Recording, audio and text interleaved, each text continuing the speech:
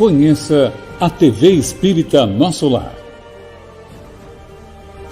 Inscreva-se no nosso canal no YouTube. TV Espírita Nosso Lar. Compartilhe. Filosofia, espiritualidade e ciência no mesmo lugar. Boa noite a todos. Seja mais uma vez bem-vindo à nossa palestra virtual do Viveiro de Luz. Esta noite teremos como palestrante o nosso querido Max Lânio, de Brasília, tendo como tema a doutrina das penas eternas à luz da doutrina espírita. Antes de convidar o nosso querido palestrante, iremos deixar alguns recadinhos, mas o mais importante é que quinta-feira, às 20 horas, inicia a nossa 10ª Semana Espírita.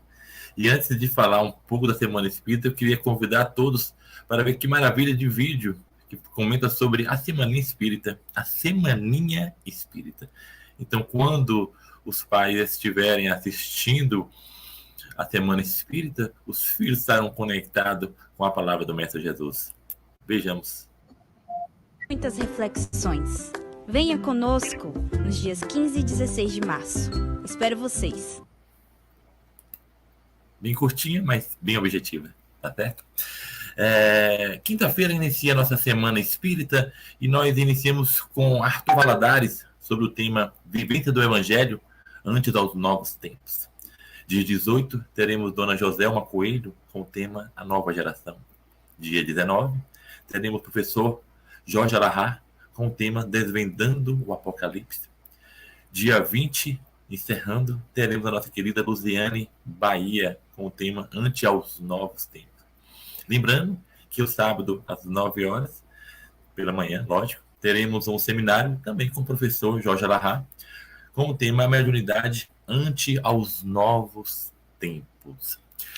Antes de convidar o nosso querido Max Lânio, eu queria convidar todos nesse momento para que nós possamos conectar os nossos pensamentos ao Mestre Jesus e que possamos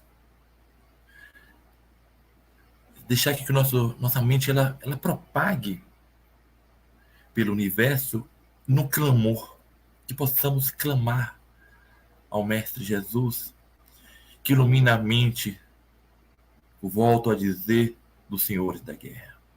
É dolorido ver nossos irmãos sendo mortos simplesmente por conta da vaidade e do egoísmo dos líderes, que acabam se equivocando pela oportunidade que tiveram da reencarnação de guiar o seu estado, de guiar os povos ali, mas se deixam se apegar à ganância e à inveja. Aos senhores da guerra, suplicamos misericórdia pelos nossos irmãos. Suspenda o orgulho, recue. Lembre-se que o nosso período é momentâneo. Não deixe que a vaidade acabe complicando mais a oportunidade que a providência divina lhe concedeu. Mas, acima de tudo, diminua as dores daqueles que tanto sofrem no país da Ucrânia. Assim, peço também aos protetores, mais uma vez, que ilumine a mente do nosso palestrante, através do seu grande conhecimento, sua autoridade sobre o conteúdo, e possamos absorver e, com o tempo próprio, nós colocarmos em prática. E que assim seja. Convidar agora nosso querido Max Lânio. Mais uma vez, muito obrigado mesmo por ter aceitado o convite da nossa querida Rosana, tá certo? E fique bem-vindo, né? O conteúdo é todo seu, meu irmão. Muito obrigado, Marcos. Olá, amigas e amigos. É um prazer imenso estar aqui novamente para tratar de assuntos tão relevantes que são esses trazidos pela doutrina espírita. Muita paz. Bom, nós vamos nos orientar em um livro chamado O Céu e o Inferno, que é um livro do Pentateuco Espírita que nós precisamos estudar. E nós vamos tomar aqui o termo, a doutrina das penas eternas, que Allan Kardec examinou detalhadamente. e nós aqui queremos trazê-lo aqui no século XXI à tona para conversarmos sobre ele, porque para nós espíritas parece enfadonho, até enfadonho tratar desse assunto, porque esse é um tema que já foi superado para nós. A maioria dos que somos espíritas, não tenhamos dúvida, já tivemos a oportunidade de ter clareza sobre isso. Não obstante, se nós prestarmos atenção, o mundo ainda tem dentro de certas doutrinas, notadamente a doutrina católica, essa doutrina das penas eternas vigentes, e as pessoas acreditam piamente nelas. Então, nós precisamos ainda hoje tratar sobre esse assunto. E essas doutrinas que existem, que a doutrina espírita veio esclarecê-las, elas não foram colocadas ao acaso pelo bel prazer de alguém. Existem bases que foram as bases que sustentaram essas ideias. E alguém que as colocou, ou pessoas que as colocaram, elas tomaram isso como base. E o que nós vamos fazer aqui hoje é examiná-las, porque, na verdade, nós não podemos dizer que não existe a doutrina das penas eternas ao bel prazer do nosso desejo. Não. Nós precisamos ver os argumentos que eles trazem para que justifique e que eles coloquem isso como um dogma, para que nós, então, possamos compreender esses argumentos e aí refutá-los à luz da doutrina espírita, usando o raciocínio e usando os conhecimentos da terceira revelação como base.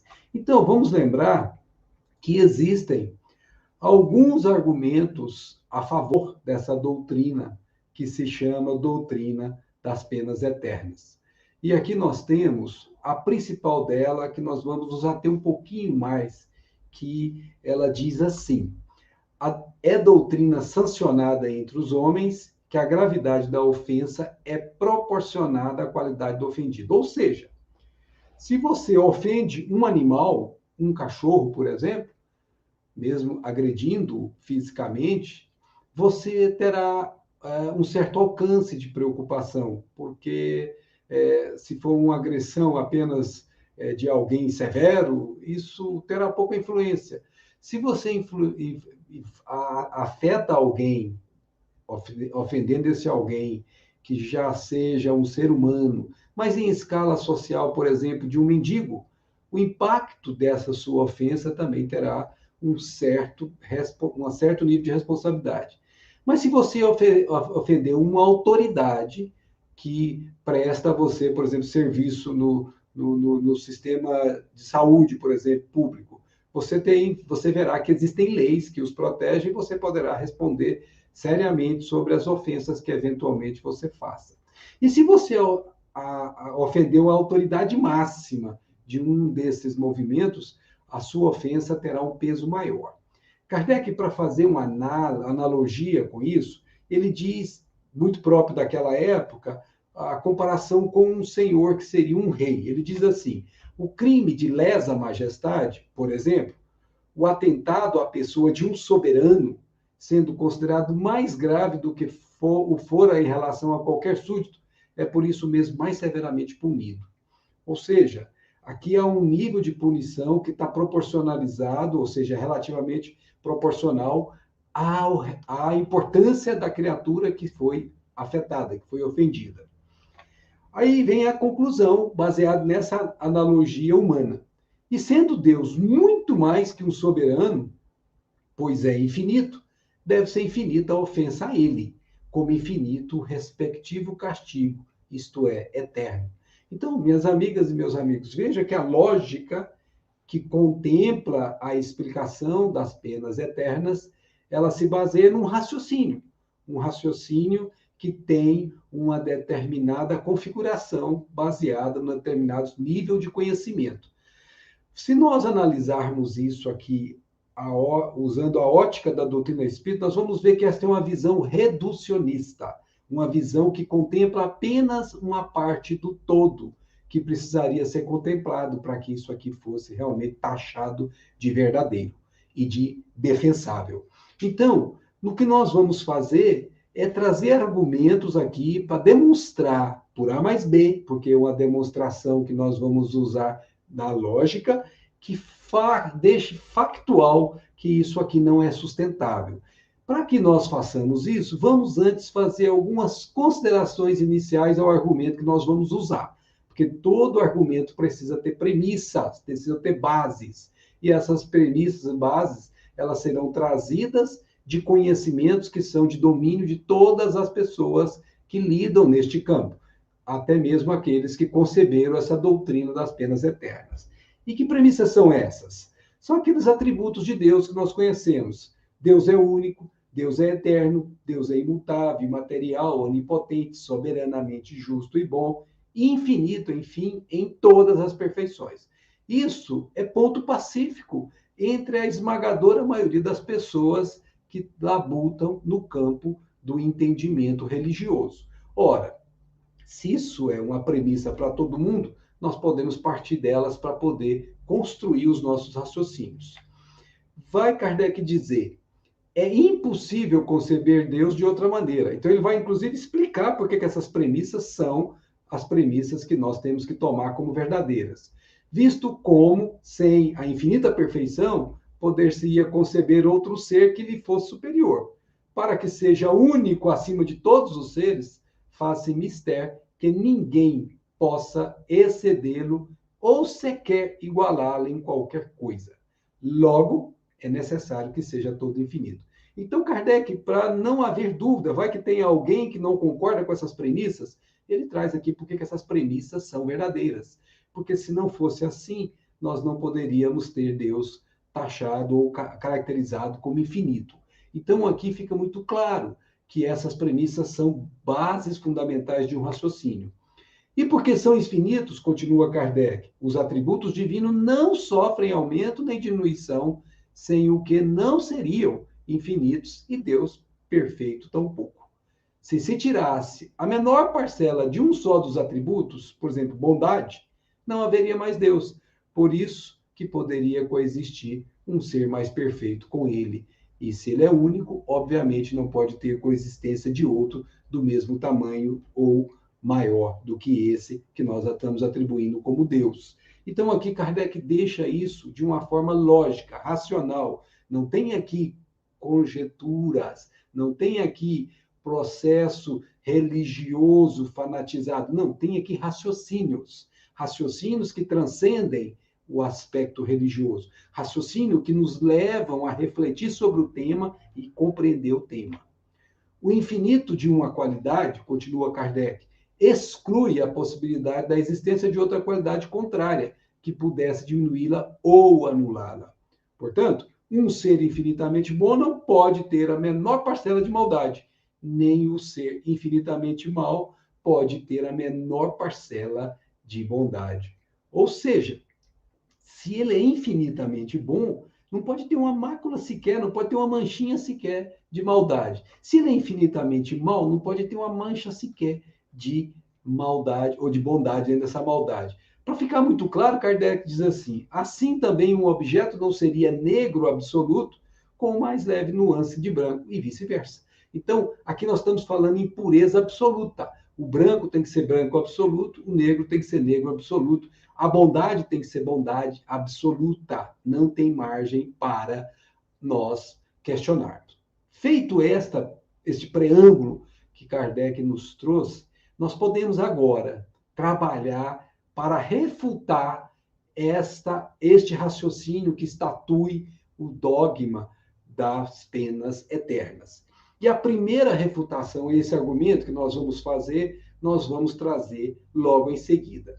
Antes, porém, nós precisamos entender o que significa refutar um argumento. Porque nós estamos trabalhando aqui na lógica socrática, na lógica grega, aquela que você trabalha os valores e que você chega a conclusões, você deduz, você induz. Aqui Kardec trabalhou muito na concepção da doutrina espírita, utilizando essa lógica. Então nós vamos entender esses termos. O que é refutação?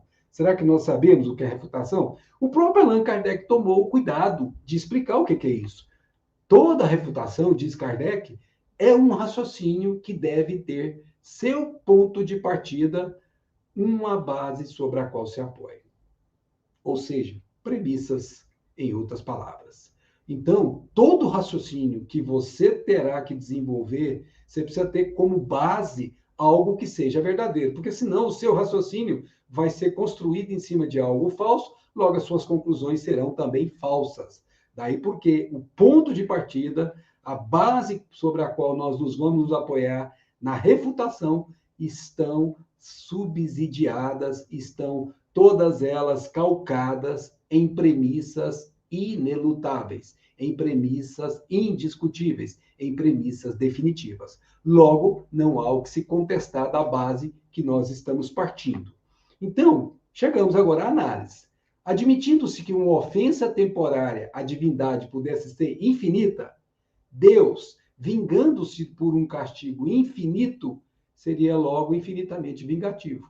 Olha o raciocínio, gente. Não tem nada de religioso aqui. Tem toda uma construção de um raciocínio. Se você admitir que uma ofensa que alguém fez a Deus, temporária, de algum tempo, pudesse ser infinita, porque Deus, vingando-se por um castigo infinito, você não teria mais um Deus, porque você teria um Deus infinitamente vingativo, porque por um lapso de desvio da criatura, o Criador a condenaria à pena eterna e não teria nenhuma chance dele voltar atrás. Ainda diz mais Kardec, e sendo infinitamente vingativo, não pode ser infinitamente bom e misericordioso. Por quê? Porque como um destes atributos exclui o outro. Ou seja, como nós falamos, não pode ser branco com nuances escuras ou escuros com nuances brancas. Ele tem que ser ou todo branco ou todo escuro. Aqui é a mesma coisa. Se nós temos aqui Deus vingativo, logo ele já não é bom.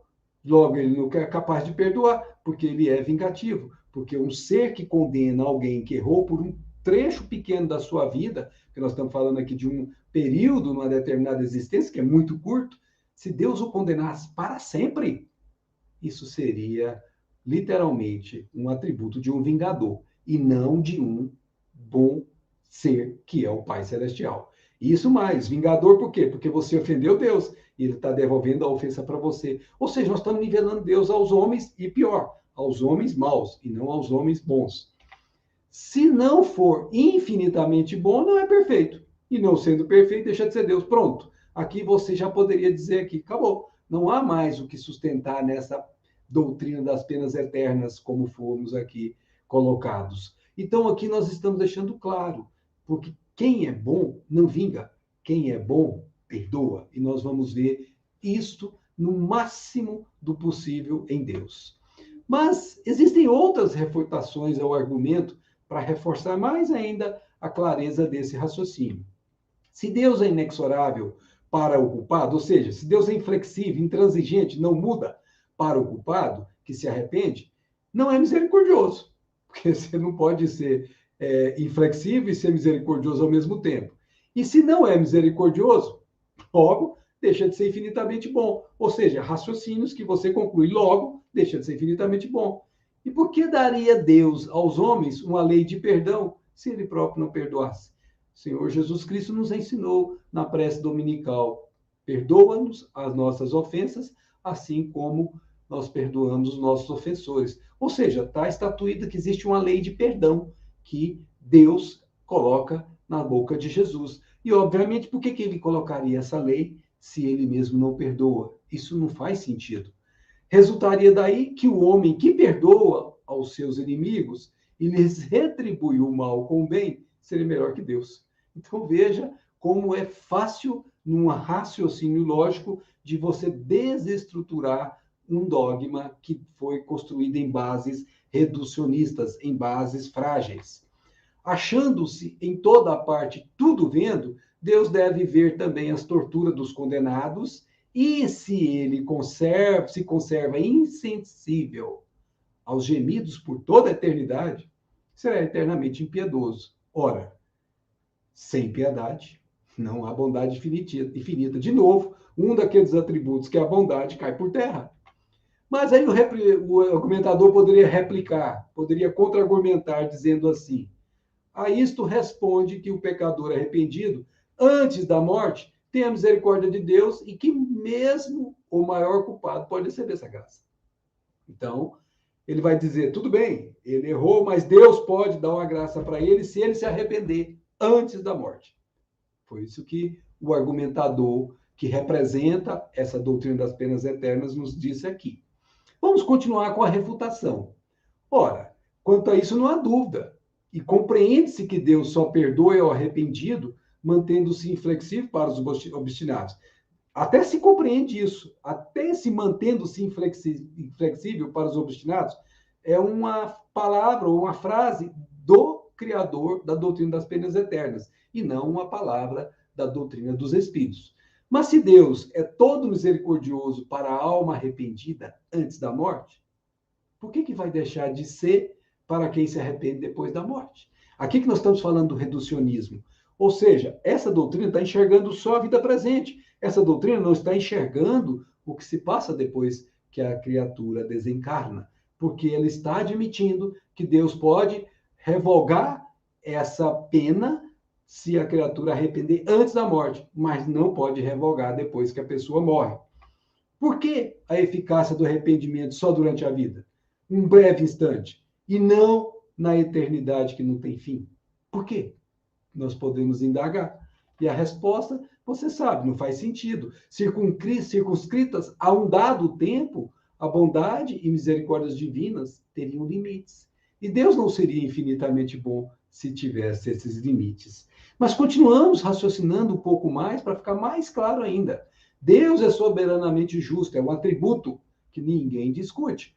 A soberana justiça não é inexorável, absolutamente, nem leva à complacência ao ponto de deixar impunes todas as faltas. Então vejamos aqui, olha, que Kardec é muito hábil na construção dos raciocínios.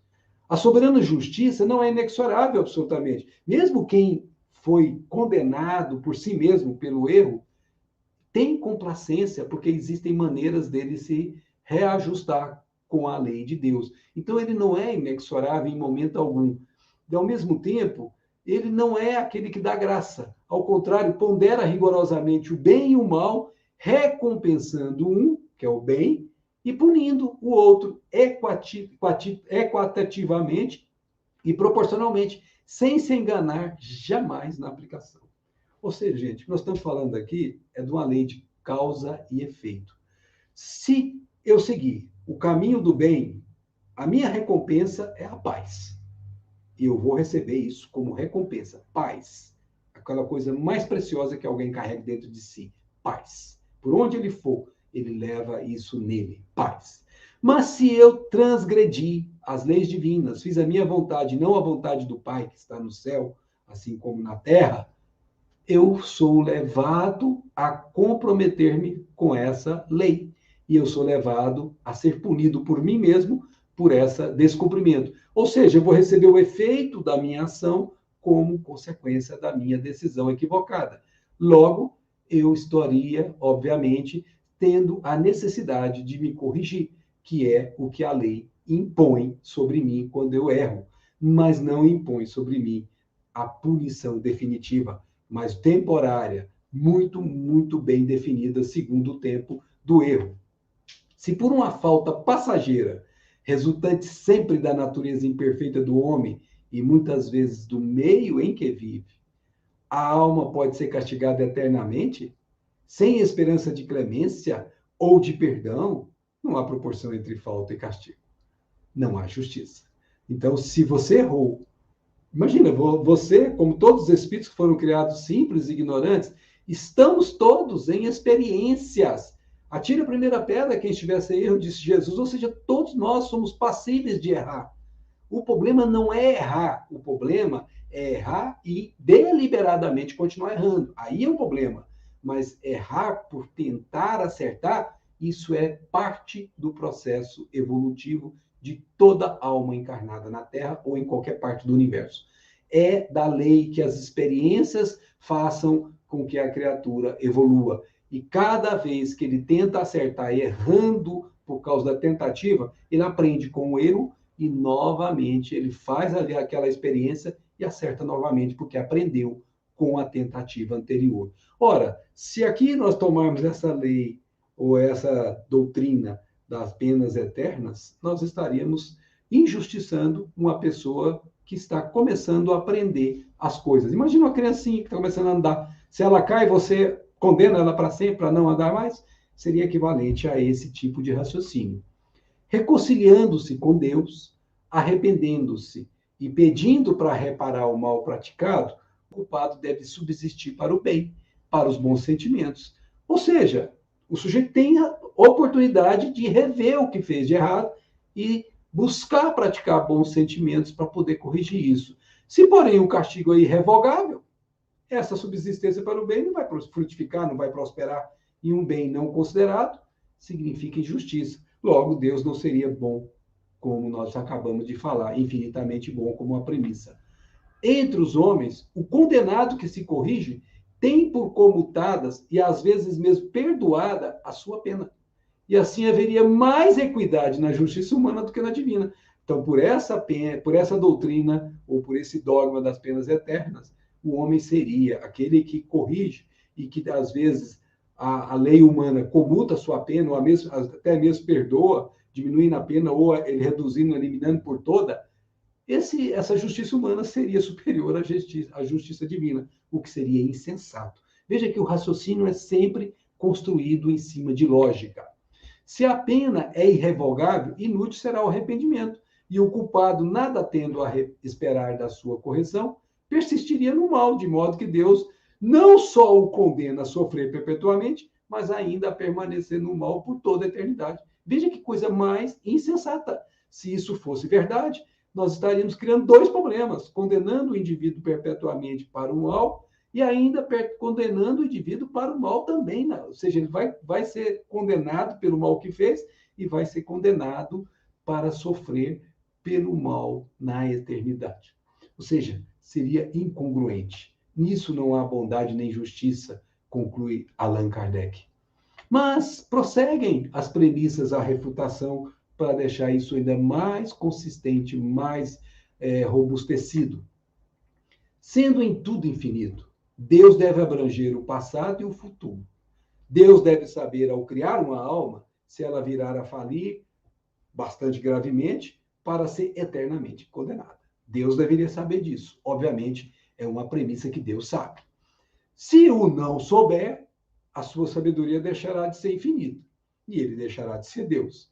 Sabendo isso, cria voluntariamente uma alma, desde logo voltada ao mal, ao eterno suplício. E, nesse caso, Deus deixaria de ser bom. Então, vejam, gente, que o raciocínio é sempre construído em cima das premissas. Um ser bom, infinitamente bom, não pode criar seres para ser eternamente maus. Não faz sentido. E Allan Kardec arremata. Uma vez que Deus conferiu a graça ao pecador arrependido, tirando-o do inferno, deixam de existir penas eternas. E o juízo dos homens está revogado. Então, o próprio dogma se contradiz, porque se Deus dá graça para uma, eu arrependi antes de morrer, então eu estou livre de ser lançado para as penas eternas. Então, se eu já fiz isso, já está revogada a lei das penas eternas, então não existiria penas eternas. E considerações finais ao argumento para que nós fechemos o raciocínio. Por conseguinte, a doutrina das penas eternas absolutas conduz à negação, ou pelo menos ao enfraquecimento de alguns atributos de Deus, que nós vimos aqui como principal a bondade, sendo incompatível com a perfeição absoluta, donde este dilema, para nossas reflexões. Vejamos, antes de falar do dilema, que Kardec conduz-nos nesse raciocínio, mas deixa a decisão da conclusão com cada um que acompanhou o raciocínio.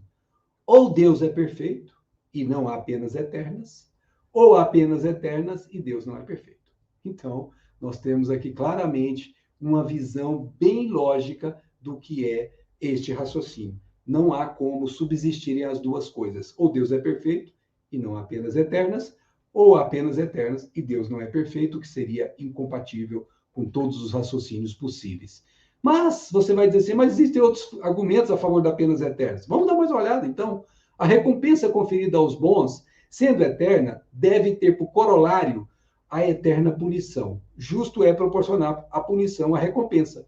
Ele está dizendo assim, para a gente entender, né? A recompensa conferida aos bons, sendo eterna, deve ter por corolário a eterna punição. Ou seja, se eu dou o eterno como bem, eu também darei o eterno como mal. Se um recebe a recompensa, o outro recebe a condenação para sempre. Para a gente entender antes, o que seria essa palavra corolário? Né? O que é corolário? Corolário é uma verdade que decorre de outra, que é a sua consequência necessária ou continuação natural. Então, eu tomo como ponto de partida um fato, que é o fato aqui. Se ele me confere a pena, me confere, se eu fui bom, a eterna bondade, ele vai me conferir a eterna recompensa, ou o oposto, no caso, a eterna punição. Então, nesse caso, a refutação do argumento fica tranquila, fica fácil. Deus criou as almas para fazê-las felizes ou desgraçadas? Essa é a pergunta que nós temos que fazer-nos e temos que responder baseado nos atributos. Deus criou as almas para fazê-las felizes ou desgraçadas? Qualquer pessoa em sã consciência responderá que, obviamente, foi para fazê-la feliz, senão não faria sentido. Evidentemente, a felicidade da criatura deve ser o fito, deve ser a essência do Criador, ou ele não seria bom, eternamente bom, infinitamente bom. Então, veja que não faz sentido a doutrina das penas eternas, porque ela traria problemas para explicar a bondade de Deus. Ela atinge a felicidade pelo próprio mérito. Quem que é ela? A alma. Atinge a felicidade pelo próprio mérito, que, adquirido, não mais o perde.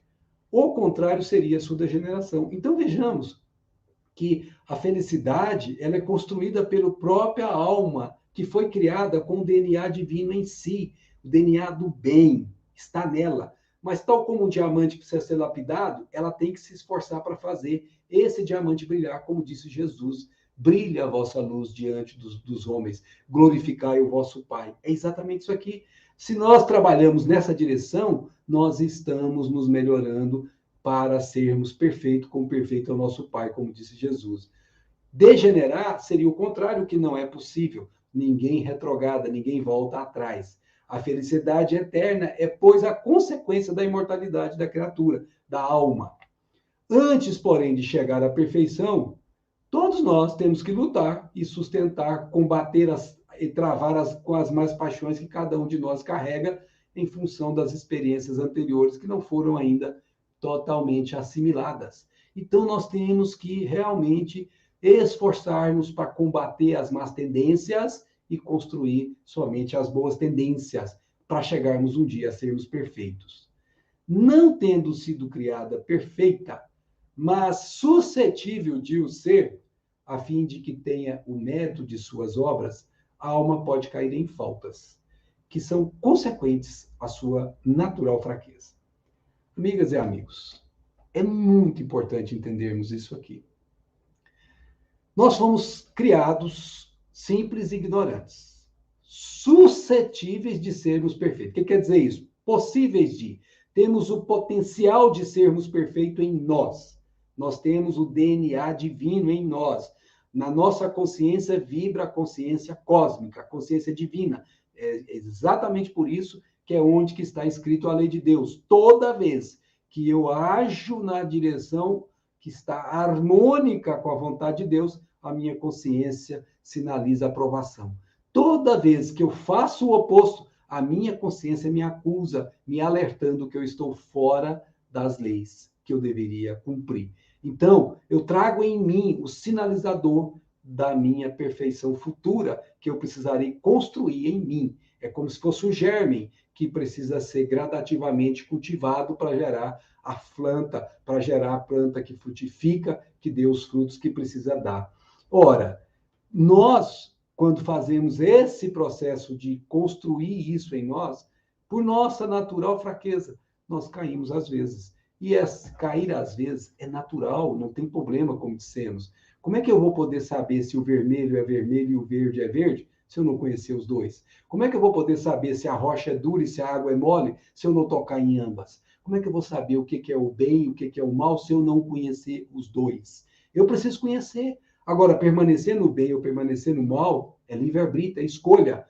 Mas toda vez que, por minha fraqueza, eu resolvo permanecer no mal, eu sou alertado pelo mecanismo da dor, que algo está errado. A minha consciência acusou e eu não fui capaz de parar com este movimento e voltar ao movimento que é o harmônico com Deus. Por isso, todos nós podemos cair em faltas. Atire a primeira pedra quem estiver sem pecado.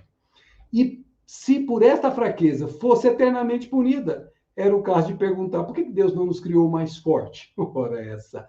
A punição é antes uma advertência do mal já praticado, devendo ter por fim conduzi-la ou reconduzi-la ao bom caminho.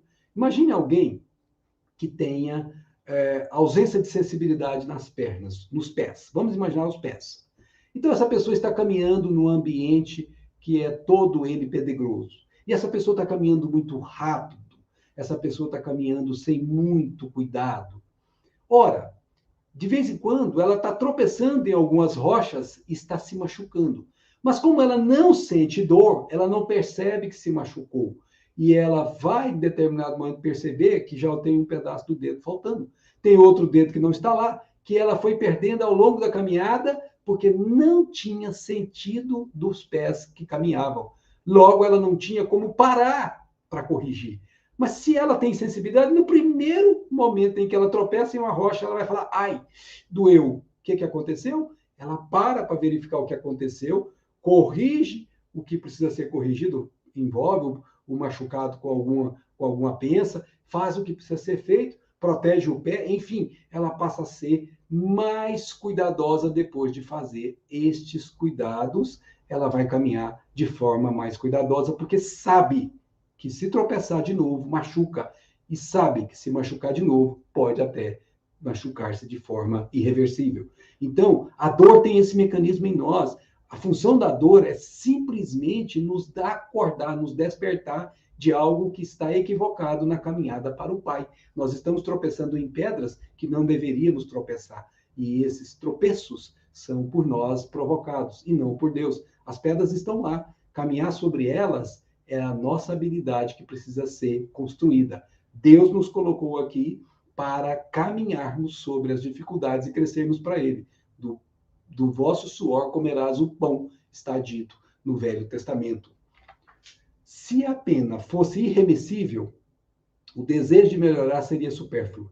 Nem o fim da criação seria abençoado. Por quê? Porque haveria seres predestinados à felicidade ou à desgraça. Então veja que não faria mais uma vez sentido. Se uma alma se arrepende, pode regenerar-se. E podendo regenerar-se, pode aspirar à felicidade. E Deus seria justo se lhe recusasse os respectivos meios? Então, se Deus nos desse condição de nós nos recuperarmos pelo erro, que justiça teríamos então? É o que acontece na esmagadora maioria de nós que desencarnamos com os complexos de culpa. Chegando do lado de lá, querendo, assim, imprecando por uma nova encarnação para poder quitarmos o débito que contraímos com alguém ou com a situação, porque nós não conseguimos carregar esse complexo de culpa em nós. E aí, então, nós pedimos uma encarnação difícil, que vai ser exatamente o meio de nos reformarmos, de nos corrigirmos, de fazermos os reparos daquilo que estragamos. Mas Allan Kardec vai arrematar. Sendo o bem o fim supremo da criação, a felicidade, que é o seu prêmio, deve ser eterna, e o castigo, como meio de alcançá-la, temporário. Preste atenção, muito importante isso. O bem é o fim supremo da criação. Ele é eterno. Agora, o castigo, na verdade, a dor, é temporária, para acordar aquele que não está caminhando direito. A noção mais comezinha da justiça humana prescreve que se não pode castigar perpetuamente quem se mostra desejoso de praticar o bem. E o último argumento para nós encerrarmos a favor das penas eternas é esse. O temor das penas eternas é um freio. Anulado este, o homem, por nada temer, entregar-se a todos os excessos. Então, se você deixasse a pessoa sem medo do que vai acontecer com ela pelos erros que ela comete, ela iria cometer todos os excessos. É isso que está dizendo esta argumentação aqui. Bom, vamos refutá-la facilmente.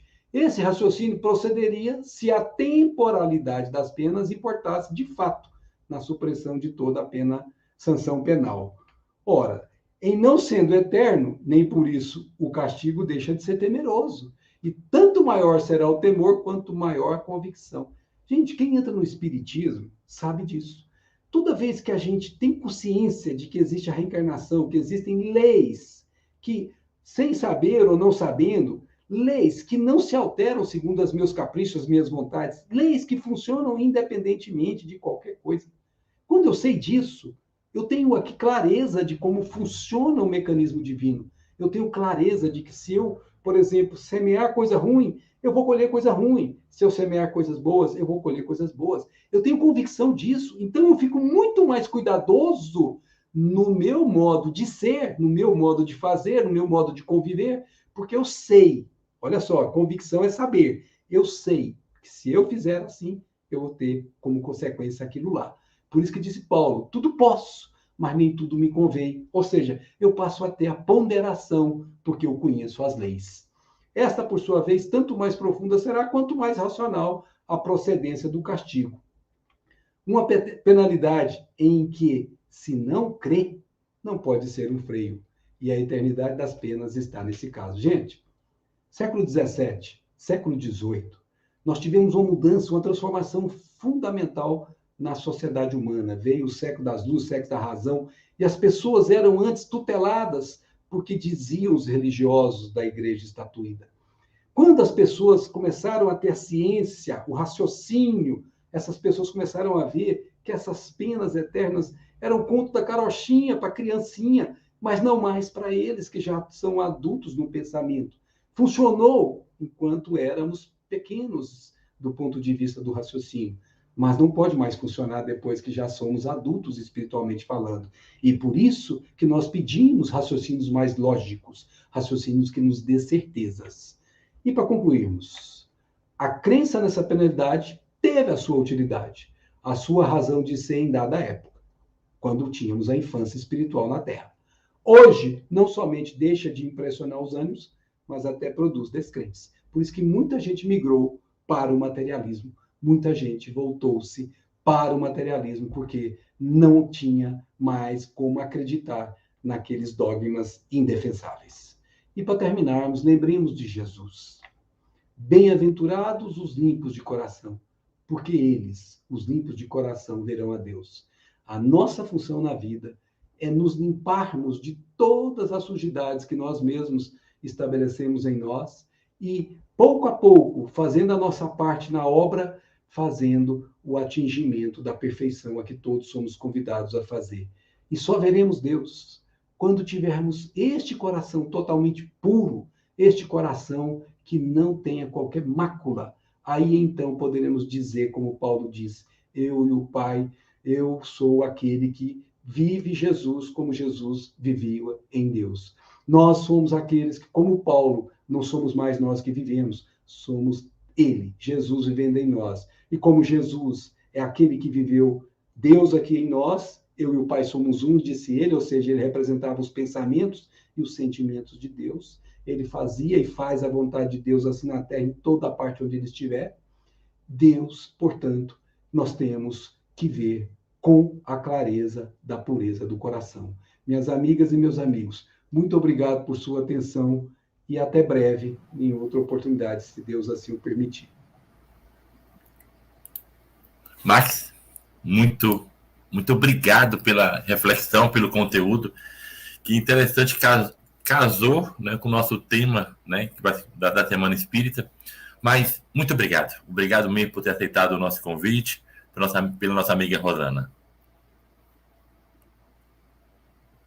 Muito obrigado. Muita paz. Queridos irmãos, encerramos mais uma live, né, com um conteúdo brilhante. E convidar vocês de novo, quinta-feira, dia 17, inicia a nossa 10ª Semana Espírita. E essa semana também começa a nossa Semana Espírita, nossa semaninha. E aos que não viram, olha que coisa interessante que foram criados, né? Olha só que videozinho que enriquece esse conteúdo. Seja bem-vindo e bem-vinda à 6ª Semaninha Espírita. Aqui iremos tratar de muita arte, dos ensinamentos de Jesus e teremos muitas reflexões. Venha conosco nos dias 15 e 16 de março. Espero vocês. Lembrando que a Semaninha Espírita era no dia 15 e 16, tá legal? Então não vai haver conflito, né, de apresentação. Dia 15 e 16, Semaninha Espírita, né, para as criancinhas, né, para os adolescentes, e dia 17 para nós adultos, né, estaremos conectados. E convido a todos vocês para que possam compartilhar compartilhar esse conteúdo. Né? Vai lá no site, vai lá no Instagram do Viveiro, capta a mensagem, compartilhe no WhatsApp de vocês, compartilhe no Instagram de vocês, convide a todos. Dia 17 estaremos aqui às 20 horas e dia 17 será com o nosso querido Arthur Valadares. A vocês, muito obrigado que compartilharam o nosso querido Max, esse conteúdo maravilhoso, que enriqueceram a palestra, a aula que fosse dada, né? E que possamos retornar para a nossa casa espiritual com todo esse conteúdo que foi divulgado hoje. Aos irmãos, assim, uma boa semana a todos e fique com Deus.